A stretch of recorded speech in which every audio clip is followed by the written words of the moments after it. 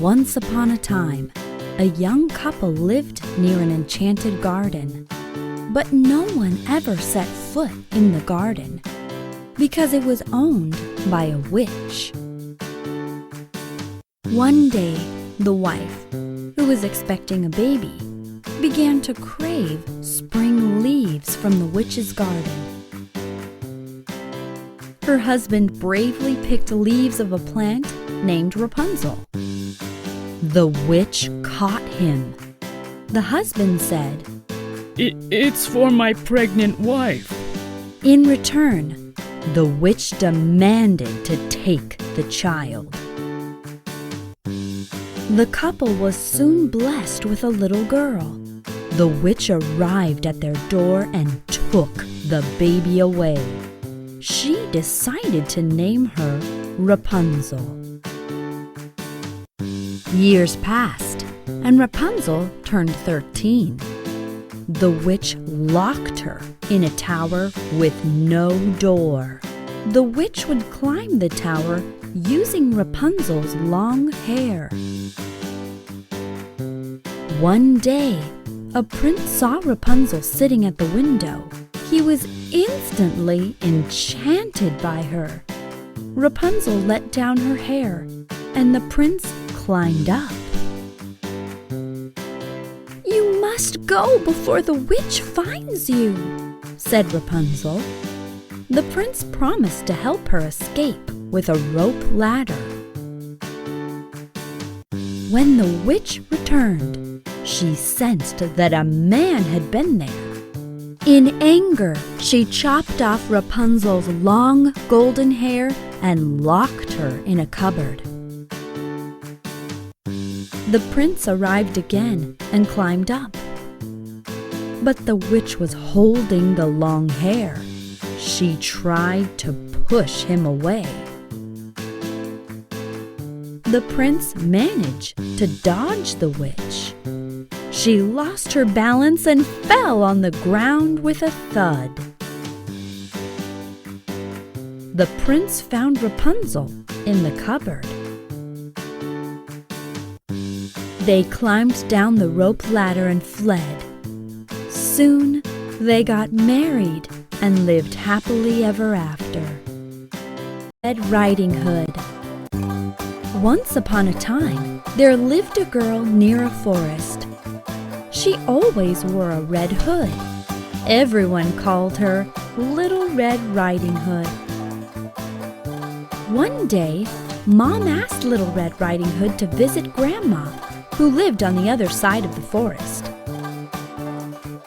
Little Red Riding Hood went into the forest carrying a basket of fruits for Grandma. A big, bad wolf was watching her. The wolf asked Little Red Riding Hood, Where are you going? "I'm going to see Grandma," she replied. The wolf suggested that she should pick some flowers for Grandma.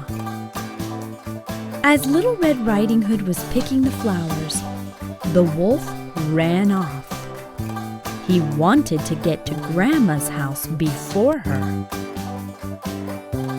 The wolf arrived at Grandma's house. She was sleeping in her bed. The hungry wolf swallowed her up. The wolf dressed himself in Grandma's clothes and climbed into her bed. Little Red Riding Hood knocked on the door. The wolf asked her to come in. Little Red Riding Hood entered and saw Grandma. She noticed that Grandma looked very strange. The wolf jumped out of the bed. Little Red Riding Hood screamed, "Wolf!" Little Red Riding Hood ran from the house. The wolf chased after her. A woodcutter saw them. The brave woodcutter picked the wolf up. He shook the wolf, and Grandma came out. She was safe. The wolf ran away. They thanked the woodcutter for helping them. Little Red Riding Hood promised Grandma to never talk to strangers again. Once upon a time, there lived a beautiful girl named Cinderella. She lived with her mean stepmother and her two cruel stepsisters. One day, the stepsisters received an invitation for a ball at the royal palace. "What a shame maids aren't invited too," jeered the stepsisters. As soon as her stepsisters left, Cinderella cried her heart out. She wanted to go to the ball. Suddenly, she heard a voice from the back. "I'm your fairy godmother. I will fulfill your wish." The fairy godmother magically transformed Cinderella and her friends. She told Cinderella to return before midnight. As soon as the handsome prince saw Cinderella, he was instantly enchanted. They both danced together.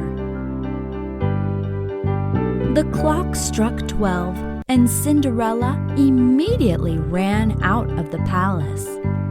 She panicked and lost a glass slipper in the palace. The puzzled prince chased after her, but only found the slipper. The love-struck prince went from house to house, making every girl try on the slipper. Soon, he reached the stepsister's house. They snatched the slipper from him and tried it on their feet in vain. Then, the prince asked Cinderella to try on the slipper. Her dainty foot was a perfect fit. The prince gasped in delight. The prince took Cinderella back to his palace. They got married and lived happily ever after. Beauty and the Beast. Once there lived a merchant with 3 daughters. The 2 elder daughters were selfish and wicked. The youngest one was so sweet that he named her Beauty. Once the merchant had to go away for work. What gifts do you want? He asked. The eldest demanded a pearl necklace. The second wanted diamonds. Beauty asked for a red rose. While returning, the merchant had gifts for his 2 elder daughters, but he couldn't find the perfect rose for Beauty. Suddenly, he stumbled upon an enchanting castle and went inside. There was no one in the castle. Strangely, a royal feast was laid out at the dining table. He was very hungry, so he ate the food. He went upstairs and went to bed. Next morning, the merchant saw some beautiful red roses in the garden of the castle. Wow! I must take one of these roses for Beauty, he said. A scary beast appeared and demanded to know why he was stealing his rose. The merchant replied that it was for his daughter, Beauty. Then you must send Beauty to live with me, the beast replied. On reaching home, the merchant's voice trembled as he told Beauty everything. "I must go, Father," Beauty said. Bravely, Beauty went to the castle. The beast always treated her with kindness and respect. Soon, she became fond of him. After some days, Beauty started missing her father badly. Beast let her go home. Beauty promised to return soon. Her father was delighted to see her. Her sisters claimed to be happy, but they were furious to see her return. Beauty loved her family's company. One night, she dreamed of the Beast lying on the floor in poor health. She went to the castle immediately. She found the Beast in the exact same condition. Why didn't you come back soon? Gasped the Beast. She sobbed. He asked her to marry him. She agreed immediately. Instantly, the Beast turned into a handsome prince. Oh, Beauty, thank you. A wicked magician turned me into a beast. The spell would only end if a beautiful girl were to promise to marry me, he said. Soon they were married. The merchant was very happy with the marriage. They lived happily ever after.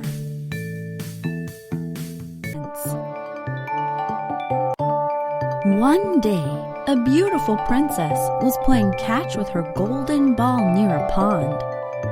By mistake, she dropped the ball.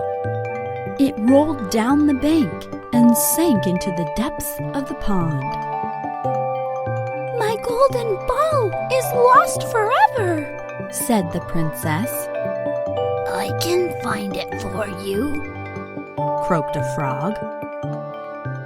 The princess hated frogs. She couldn't bear to look at him. But she said anyway, "I'll give you pearls and diamonds if you do." "I don't want pearls and diamonds.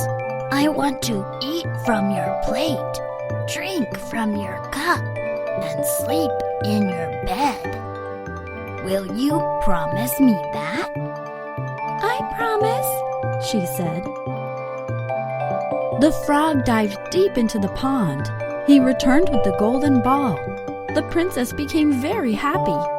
She snatched it from the frog and ran away. That evening, the princess and her family were having dinner. There was a gentle knock at the door. A croaky voice called out, "Remember your promise, dear princess." Who is that? The king asked the princess. "A frog who found my lost ball. I promised to share my plate with him." Do as you promised, thundered the king.